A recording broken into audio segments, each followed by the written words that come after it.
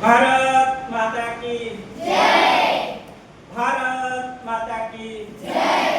આદરણીય બહેનજી અને વાલા વિદ્યાર્થીઓ, આ બહુ પ્રસન્નતાની વાત છે કે તમે બધા સાથે મને બહેનજીએ વાર્તાલાપ કરવા માટે સમય આપ્યો કે વ્યવસાયકાર માહિતી આપે વ્યવસાય શું છે.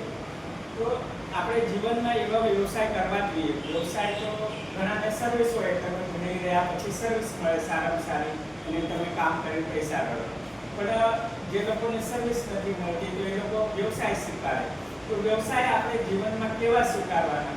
વ્યવસાય થકી કોઈના સ્વાસ્થ્યને હાનિ ન પહોંચે, આપણા કામ થકી કોઈનું કામ થઈ જાય, કોઈનું અટકેલું કામ થાય, એવા વ્યવસાય તમે સ્વીકારો તો સામેવાળાને જોવા મળે આપણને. તો મેં પણ આ વ્યવસાય સ્વીકાર્યો. એના વિશે 2 મિનિટ તમને ચર્ચા કરીશ કે કોરોના પહેલા મારી સારામાં સારી સર્વિસ હતી માર્કેટિંગ એક્ઝિક્યુટિવ, કે સારામાં સારી પોસ્ટ હતી, સર્વિસ સારી હતી. પણ કોરોના કાળમાં એ યુનિટ આખું બંધ થઈ ગયું. કામ બંધ થયા પછી તો હવે શું કરીએ? આ પરિવાર ચલાવવા માટે કંઈક તો મહેનત કરવી પડે.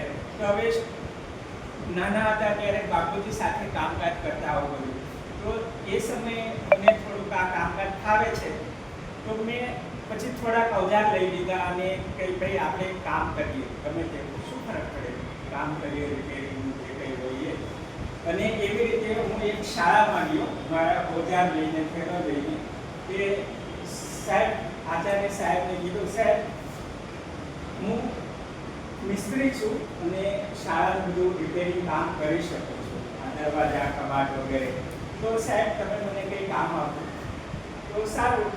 તો સાહેબને ખૂબ સારું લાગ્યું કે સામેથી કોઈ મને કામ માંગવા આવ્યો.